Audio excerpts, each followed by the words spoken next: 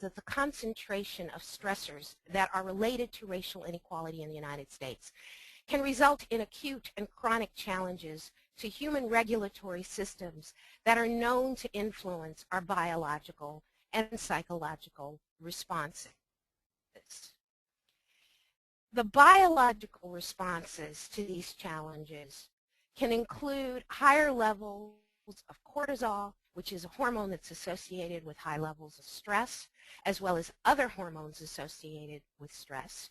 In addition, literature suggests that individuals who are exposed to racial inequalities may show higher levels of blood pressure, higher heart rates that may in turn be related to coronary heart disease, inflammatory disorders, and other symptoms of poor health. We also know that the psychological responses to the challenge of social inequality and racial inequality include higher levels of psychological distress, higher levels of trauma, including post-traumatic stress disorder, and other forms of psychological distress. So how do we explain these relationships? A concept has been introduced early in the 90s that appears to be the link between the social experiences of inequality and the biological and social and psychological outcomes that have been observed and documented. And this is the concept of allostatic load, which was introduced by McEwen and Steller in 1993. And it is an expansion of the concept of biological homeostasis. Allostatic load refers to the physiological and psychological consequences of chronic exposure to fluctuating or heightened neural and neuroendocrine responses that result from repeated or chronic stress. So we're beginning to understand that when an individual is exposed to the chronic stress of social inequality and racial inequality, there are physiological and psychological consequences that result in changes in the neuro and neuroendocrine system that may significantly impact our health outcomes. The term allostatic load is used to explain how frequent activation of the body's stress response can indeed cause long-term damage to the body. Allostatic load is usually measured through a composite index of indicators of cumulative strain on several organs. So for example, in research on allostatic load, investigators will often look at symptoms of cumulative strain on tissues, systems, organs in the body, especially the cardiovascular system, as well as on psychological functioning. And the data indicate that as the number of systems affected by acute or chronic stress increases, poorer health outcomes can be predicted. So what are these poorer health outcomes?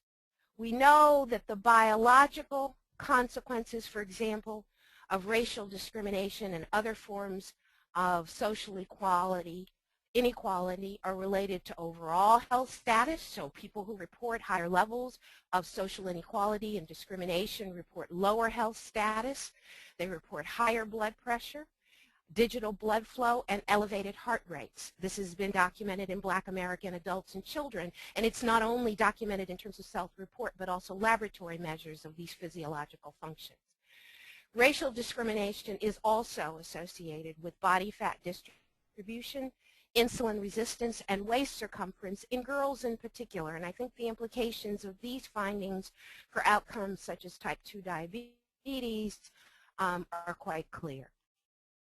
Some of the psychological consequences associated with racial discrimination and other forms of social inequality are depression, higher levels of depression, higher levels of drug use, higher levels of violence and aggression, and higher levels of other risky behaviors such as sexual risk-taking. And again, the implications of these psychological consequences, for example, to disparities in HIV/AIDS among Black Americans and others, I think are very clear. So what triggers these changes in biological function? Now we know that these relationships exist. what is it that fosters the change in biological function subsequent to exposure to social inequalities and racial inequalities? Well, while the concept of allostatic load explains how the body responds to the acute and chronic stress associated with social inequalities, subsequent research has focused on the factors and mechanisms that trigger allostasis. Increasing evidence suggests that the brain may play an important role in the relationships between stressors of inequality and poor health outcomes. Specifically, what we find is that current data strongly suggests that neural structures and processes in the brain are themselves significantly influenced by experiences of social inequality. Although it's not clear how social inequality affects the neural structures and processes in the brain, it is increasingly clear that these processes are impacted. In turn, findings from human neuroscience, genetics, and social science models of stress indicate that the brain is the central mediator, the central partner of ongoing system-wide psychological and physiological responses to the environmental challenge of social inequality. So what we are beginning to understand is it is the brain that moderates and mediates these relationships between social and experiences of inequality and physiological and psychological changes. So thus, under conditions of social inequality and stress, it is largely the brain that influences the internal regulation of bodily processes and over time impacts health outcomes. The regions of the brain that govern and process emotional information are key to this process. So we know, for example, that the basal ganglia, the amygdala, these are the areas of the brain that seem to be most important in regulating how our bodies respond to the social inequalities and stressors of racial discrimination. Social inequalities in the United States, as we know, so I'm summarizing now what we've said up until this point. Social inequalities in the United States, which are largely based on race, as we know, are associated with acute and chronic stressors. In turn, these stressful life experiences are perceived and processed by the brain as environmental challenges, and psychological and physiological responses to the challenges are initiated as adaptive mechanisms. So consequently, it is the chronic wear and tear of fluctuations in psychological and physiological systems, which, as I said, are allostatic load, that are thought to be related to health disparities among racial and ethnic groups in the United States. So with that information in mind, I wanted to leave you with a conceptual model of racial inequality and health disparities that certainly I use and others use in order to formulate the research questions that we are asking currently as well as in the future. And this is based on information that I've shared with you in our current state of knowledge regarding how social inequality influences health disparities. So you'll see in the first box is labeled exposure to legal social inequality. And I specifically put legal here because, again, it is when social inequalities are legalized that we see the greatest impact on health outcomes.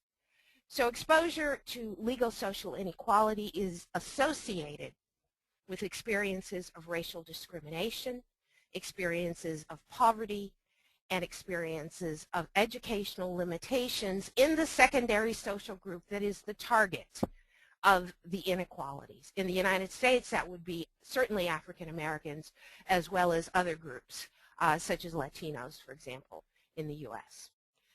The exposure to legal social inequality then leads to or is associated with biological responses and allostatic load.